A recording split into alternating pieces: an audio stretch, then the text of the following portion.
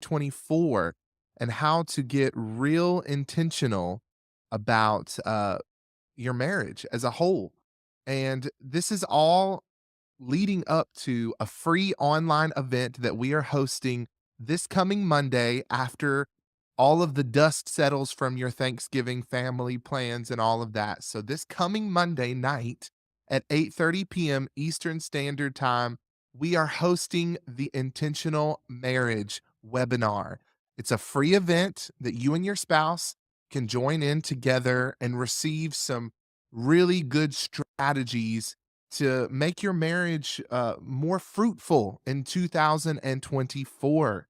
Hey, I love that we're preparing you guys before January 1st hits. I know this season is very busy for majority of us. We're doing Thanksgiving, but a lot of you guys are participating in, church groups or house groups, or you have family out of town, then you have Christmas and all those things. It can be very easy to kind of put everything else on the back burner. But we want to bring it to your attention, and it is going to be Monday night, so it's going to be during the time that you're hopefully settling down, maybe getting in bed with your spouse.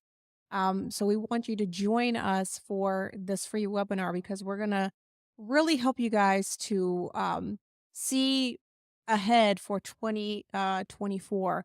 I know it's hard to see it right now, but I think we are here to help you guys find what that is and how to put that importance on your marriage because it's worth it. And we see, how much weight you're able to carry together versus alone and separate and not feeling that connection between each other. So we're here to support you in this marriage journey, whatever season you may be going through. That's the strategy of the enemy is to divide and conquer. It was exactly the strategy in the Garden of Eden Mhm. when when the serpent decided to get into the head of Eve and begin to talk with her, like, and begin to have her question who she was, what her identity was. And ultimately, she ate from the tree of the knowledge of good and evil, and then she shared with her husband. But here's the unique kicker, it says she shared with her husband who was with her. And so there's so many couples that we see living under the same roof, sleeping in the same bed, but are not unified. And unless you are unified as a couple, you're never going to be able to fulfill that dominion mandate. And even if you have a measure of success alone, you'll never reach the potential that God has for you to reach, that multiplied power, if you don't connect with your spouse under a common vision and a mission that is greater than just having success on your career or having success financially, which all are great things. But what is the significant mark that you are going to leave on the world? And that's what we're going to be talking about tonight. How do you prepare your marriage for 2024? I'm here to tell you things in this world are not going to get easier. As we continue to move in the end times and the unfolding of prophecy right before our very eyes, we have to shore up our marriages. We have to strengthen our marriages to withstand the opposition. And how do you strengthen your marriage? It's by laying a foundation of Christ, of having your marriage rooted on spiritual biblical principles that have withstood the test of time. And that will help you fortify your entire family against the kingdom of darkness.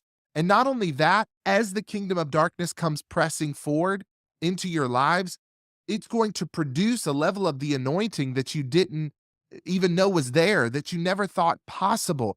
But if you're not prepared as a couple, what's happening in the world and what's going to continue to happen is going to break you. And that's what you don't want. And in order to prevent that from happening, you've got to get really intentional about your marriage. But what does it mean to have an intentional marriage? Well, that's what we want to talk to you a little bit about tonight as sort of a preview as to what we are going to be talking about on Monday, November the 27th at 8:30 p.m. Eastern Standard Time. It is a free online event, but you need to sign up because it's not going to be here on Facebook or Instagram. It's going to be offline. Well, I say offline, online, but In a separate in a room. separate closed room, Yeah. and you're gonna have to sign up to get into it. So go to marriage.ryancoleempowerment.com. That's marriage.ryancoleempowerment.com. The link is there, it's in the comments. Go and sign up. It's absolutely free. And not only that, you'll tap into a thread of marriage resources, much of which are free because we are a nonprofit ministry. And we are able to do what we do because of the support of faithful partners. If you want to give, you can give, but there's no pressure. We want to make sure these resources are available to you. Yeah, when you look at the whole world and everything that's going on, it's hard to see yourself in a place of how can I make a difference? And this is why we put such a big importance on a marriage because our discipleship making process starts at our in our home. It affects our children, the way we have a relationship with one another, and then having that maleness and femaleness expressed in our homes really shores up our children and hopefully you're discipling your children to be contributing members of society. But in order for you to do that, your marriage has to be strong and you have to continue to work at it. And it's not something that you achieve and now it's perfection. Every season, every marker, every change, you have to approach your marriage in a new way. And once you feel that disconnect, you have to pursue that consistency and continue to pursue your spouse in whatever season that you are approaching. So, no matter if you're just got married, you've been married 5 years, 10 years, 30 years, 40 years, 50 years, it doesn't matter. You still should invest in your marriage. You have to be intentional and consistent. Just kind of like you exercise, a lot of times people want to exercise for a week and they want to see the results, but it's really the consistency. If you wake up every single day and make a decision to eat good, but also, exercise your body. Eventually, a month down the line or 2 months down the line, you'll see how much stronger, you get. I've learned that about myself recently, just being more consistent every single day. I now realize certain exercises no longer are challenging, and I have to start doing something different in order to challenge my muscles, in order to challenge my body, but I do feel stronger and I feel great, so I want to continue, and it does put you on this kind of a high, that it's a kind of a buildup. It's not just a starting point. You continue to build on it.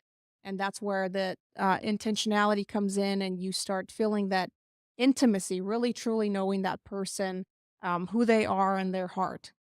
Yeah, you and I were talking earlier this week, and we both sort of had this aha moment about what it means to have an intentional marriage because so oftentimes we romanticize what it means to be, intentional in our relationship. And we put kind of these works based or performance based parameters on our marriage to say, okay, that means that we're being intentional, that we schedule a date night and my husband, plans this extravagant date and he woos me, right? Or we try to recapture what we had when we first started dating or when were engaged and first got married. And so we put these performance-based parameters around our relationship, and we are basically in the same way that you described, like the person who goes to try to find the best outfit for working out at the gym. Like they've got the nicest tennis shoes, right? Mhm. God forbid they get dirty.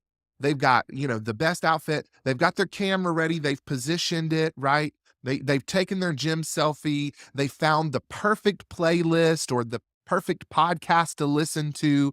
And, an hour and a half into their workout, they've actually not even broken a sweat, and they haven't even, like, done maybe 5 or 10 minutes worth of workout because they're in between posting on social media, or they've wasted so much time, trying to make this moment so perfect or like they've seen on social media with other people that they aren't actually doing the work.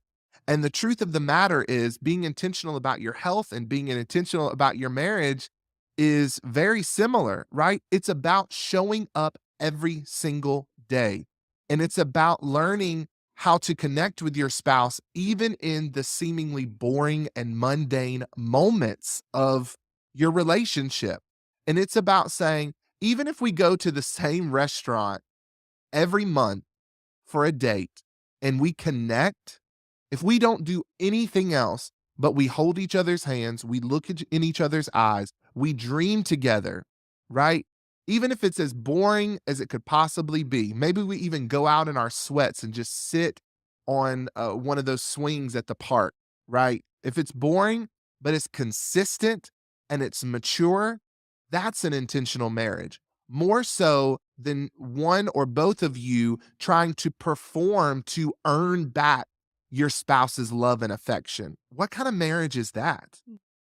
And I think that it doesn't have to be fancy, like we've said it before, that, you know, when you really truly get to know a person and who they are, I think just the simple things, you start learning that the simplest things in life you start to appreciate, especially once you do see grief and you're confronted with things that people are dealing with on daily basis, and you can look up to God and say, God, I'm so grateful that I'm not dealing with this and our marriage is not coming through this. And God starts using your marriage to be a testimony to other people, and you start seeing the challenges that other people face. And that's not to say that you should compare your marriage to somebody else's challenges, but I think it also kind of reels you back in instead of always looking at Instagram or what somebody's posting, their highlight reel, and you're comparing your marriage to them. Like, start looking at your marriage. What can you do? What can you improve on so that you feel fulfilled? You feel like you're leaving a significant mark, but you're also maybe doing something new and adventurous with your spouse. Yeah. There's always room for improvement. We're all here. As long as we're breathing, we have a chance to grow and learn, and so we have to take that opportunity to reflect on our own self and self improve, and then also face to our spouse and ask them how can you be a support to them and how can they be a support to you, and dream together. That's what it's all about, and just enjoying the whole journey and the whole process. I love that one of the statements that you made when we were talking about this whole thing was, your Friday date is only as good as your ability to stay connected Monday through Friday. And it's so true because a lot of times people like put the date on the calendar, but they are so not intentional every single day that it just feels like a check mark that you're just. And they cast off all of sort of the work of the marriage to like, oh, we're going to get to that when we get to our date night at the end of this But month you or at really the are end of not this going to week. do that, and you know that because 'cause you're probably No. gonna be exhausted, and it's gonna be just good to get out and not have to think about anything stressful, but it's just those little things throughout the day and throughout the week that you do that builds up to that, climax of having an awesome and amazing date and What enjoying somebody's presence. what good is a date night if like you're irritated with one another by the time you get there? Or if you're missing the mark because you're trying to perform for their approval. I think that was what the Lord was really speaking to us this week is about this orphans mentality, this performance mentality that we carry into our marriage because we aren't sure in our own self, in our relationship with God, in who we are, in our identity. And so we then cast that onto our spouse. We make them perform for us, they make us perform for them. And I think about how we overcomplicate things and we try to, like we've said before, recapture the glory of what was and miss out on the glory of what is and what could be. So many times when couples come into our office, they are trying to get back to the place that they were when they first started dating. Well, the fact is, they're different people. They've lived through different experiences, whether that be grief, joy, pain, loss, all of the above. They are mature, their preferences are different. And instead of trying to go back and recapture the old glory, you have to face forward and say, who are we today? And how can I seek to understand the person that my spouse is through everything that we've gone through the fact that we've had multiple kids and we've, went through career changes and school changes and all of the stuff that life brings. You can't recapture. In fact, we've said recently in our podcast that it's impossible for you to go back and recapture the old. But yet here we put ourselves on the hamster wheel in our marriage, performing for our spouse's approval. I began to think this week about my grandparents who at the time that my grandmother passed away, which I think she passed away 2018. They had been married 67, 68 years at that point, and I was so inspired by their marriage, and it was built on the foundation of faith and the love that they both had for Jesus Christ, and they were in ministry together, but they lived a very simple life, to be honest. And it's not that they didn't have money. It's at one point, they had a good bit of money, and even now my grandpa is good, financially, but he is still living in the house that he was born in. And Mm. of course, he built onto it, he expanded upon it. My grandparents were married at 14 and 15 years old. And I think back and I say to myself, how many times did my granny and pa go out on what we would call a good date? Yeah. A fancy steak restaurant or, this wooed. I mean, to be honest, we had to at times, especially in his older years, we had to remind my papa that it was Valentine's Day. Mhm. Yeah, but he would always go get, and it was the same thing every single year, this little box of chocolates. I mean, one of those, probably at this point, a dollar store, $5 or $10 box of chocolates. And my granny looked forward to getting that. But uh, they weren't performing for one another's love. They already loved one another unconditionally at that point after 60 something years, after living through the trauma of life and all that it brings with it, and the joys and serving the Lord together. But their love was built on something more refreshing. It was a consistent, everyday kind of love to the point where, like, you almost it was indistinguishable. When you talked about my granny, you said granny and pa. When you said, "Do you wanna go?" "We're going to granny and pa's." Like, it was this one uniform conversation, like, sentence. When you were talking about them, you talked about them as one unit, as one person, and I wrote about them in our first marriage book, I Love You More, Most, and Forever, and how they literally met. They were pen pals, and then it was like overnight they decided to get married. My papa literally showed up. He drove from South Carolina to Florida, showed up at her dad's church, asked her to marry him, and within a couple days they were married. 14, 15. He drove her back. He didn't even have a license at that time. They didn't even need a license. My grandpa just turned 90. So that's how different times were. And they started their life at that young age, but they built a strong and healthy marriage, not on the performance or the perception of what romance was, but on the consistent everyday serving one another while they served God. And so, if you're going to build an intentional marriage this year, I want you to throw the blueprint that the world has given you out the window. And I want you to take on a new mindset that this love between you and your spouse in 2024 is going to be unconditional. And in Mhm. this webinar, we are going to talk to you about how you can build this three layers of your marriage. Build the foundation of spiritual growth, of a common mission. Build a marriage where you have trust and vulnerability to be able to dream together, and then being intentional with physical intimacy. And really, that goes back to our first book, I Love You More, Most, and Forever, the outer court, the inner court, and the Holy of Holies. That's the tabernacle of Moses as a blueprint for a healthy marriage. And so we're going to help you by giving you some really clear strategies, but those strategies are not going to be based in performance. They're going to be based in unconditional love, and we're going to challenge some of the status quo thinking that you have adopted from the world and help you strengthen your marriage for the fight in 2024. When we stepped into this new year, which we're already in because of the Jewish New Year that began in September, this is the year to war over the open door. God wants you to walk through something in 2024 that will be legacy building, that will impact future generations. whether that be breakthrough in your business or ministry or both, because really in the kingdom, there is no difference between that which is secular and sacred as it relates to your calling.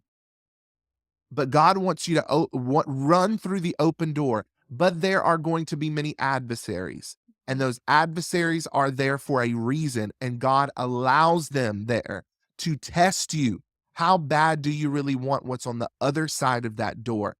Do you really have the hunger, the ache in your soul to do what God has called you to do?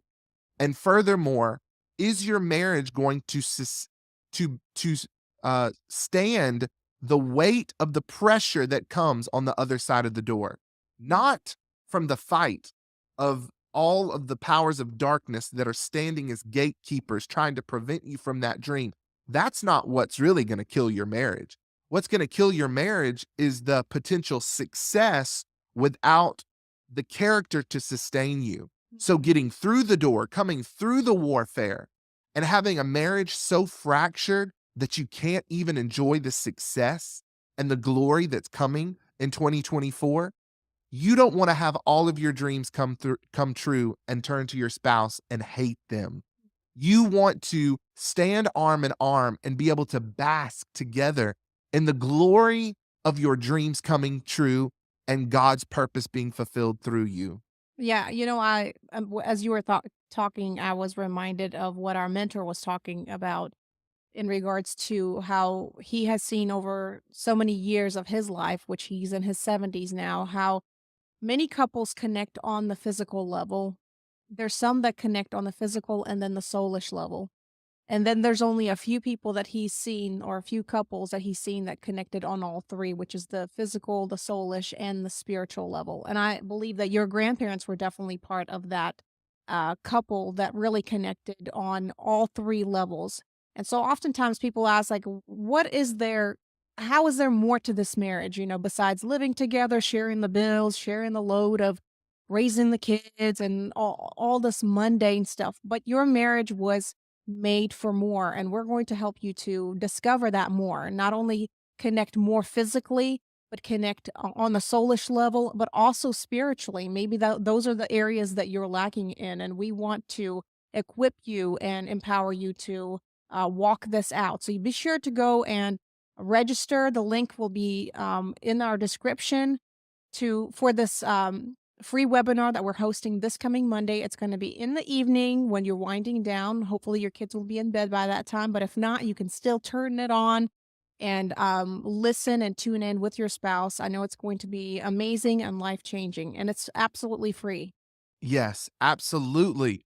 You want to make sure that you are there. If you've attended a live event with us before, for instance, last November we had the Intentional Marriage one night event, and many people showed up. It's going to be different than it was last year. We have fresh revelation to share with you, new strategies, and we're going to keep building together throughout 2024 so that by the end of next year, you look back and say, my marriage is stronger than it's ever been. We want you to journey with us, and that begins this Monday, November 27th at 8:30 p.m. Eastern Standard Time for the Intentional Marriage webinar. So you got to go right now to marriage.ryancoleempowerment.com and sign up. We will meet you there. We'll send you the link to join us in the private room, and we will pray for you. We will answer your questions. There is no question that is off the table. You get exclusive time with Victoria and I. We've counseled countless couples, and we're ready to empower you and your marriage as well. So don't miss it. Sign up right now at marriage.ryancoleempowerment.com. Thank you guys for joining us for today's live, and we will see you guys this coming Monday. Be sure to register.